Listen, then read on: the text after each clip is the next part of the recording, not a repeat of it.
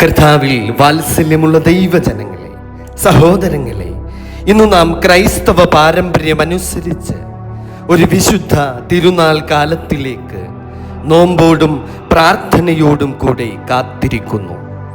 എന്നാൽ ഈ നോമ്പ് കാലം ഒരു ഭക്ഷണ നിയന്ത്രണവും ആചാരവും മാത്രമല്ല. ഇത് ക്രിസ്തുവിൻ്റെ വരവിനുള്ള ഹൃദയത്തിൻ്റെ തയ്യാറെടുപ്പാണ്. ഇസ്രായേൽ ജനങ്ങൾ ഇരുട്ടിൽ കാത്തിരുന്നു ഒരു രക്ഷകന് വേണ്ടി, ഒരു പ്രത്യാശയോടുകൂടി. അപ്പോൾ ദൈവം ഒരു പ്രതിജ്ഞ നൽകിയിരുന്നു. അതാണ് യെശയ്യാ പ്രവാചകന്റെ പുസ്തകം 9-ാം അധ്യായം 2-ാം വാക്യം. ഇരുട്ടിൽ നടന്ന ജനം വലിയൊരു വെളിച്ചം കണ്ടു. സ്തോത്രം, ഹല്ലേലൂയ.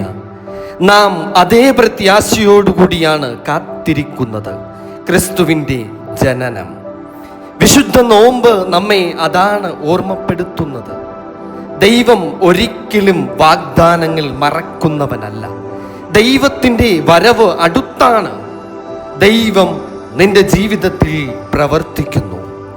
വിശുദ്ധ ബൈബിൾ പറയുന്നു, യിരെമ്യാ പ്രവാചകന്റെ പുസ്തകം 29-ാം അധ്യായം 13-ാം വാക്യം, നിങ്ങൾ എന്നെ അന്വേഷിക്കും, പൂർണ്ണ ഹൃദയത്തോടെ അന്വേഷിക്കുമ്പോൾ എന്നെ കണ്ടെത്തും. ആമേൻ. ഈ തിരുനാൾ കാലം ദൈവത്തെ കണ്ടെത്താനുള്ള കാലമാണ്. ലോകം ഇരുട്ടിലായിരിക്കുമ്പോൾ ദൈവം ഭൂമിയിൽ ഇറങ്ങി. അതാണ് വിശുദ്ധ ലൂക്കോസ് 2-ാം അധ്യായം 11-ാം വാക്യത്തിൽ പറയുന്നത്, കർത്താവായ ക്രിസ്തു എന്ന രക്ഷിതാവ് ഇന്ന് ദാവീദിന്റെ പട്ടണത്തിൽ നിങ്ങൾക്കായി ജനിച്ചിരിക്കുന്നു. ക്രിസ്തു ജനിച്ചത് ആഘോഷങ്ങൾക്കായി മാത്രമല്ല, നിന്നെയും എന്നെയും രക്ഷിക്കുവാനും ഉയർത്തുവാനുമായിട്ടാണ്.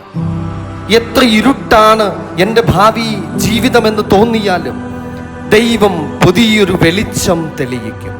യഹൂദിയയിലെ ബേത്ലഹേം അത് വലിയ ഒരു നഗരമായിരുന്നില്ല, പക്ഷേ ദൈവം അതിനെ തിരഞ്ഞെടുക്കും.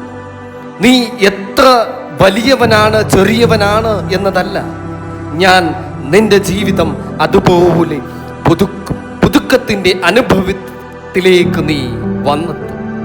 രക്ഷകൻ വരുന്നു. ക്രിസ്തു ജനിക്കുമ്പോൾ പ്രത്യാശ വീണ്ടും ജനിക്കും. സമാധാനം വീണ്ടും വരും.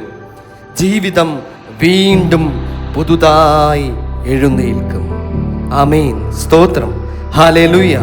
യേശുവേ സ്തോത്രം, യേശുവേ നന്ദി, യേശുവേ സ്തോത്രം, യേശുവേ നന്ദി. സ്തോത്രം, സ്തോത്രം.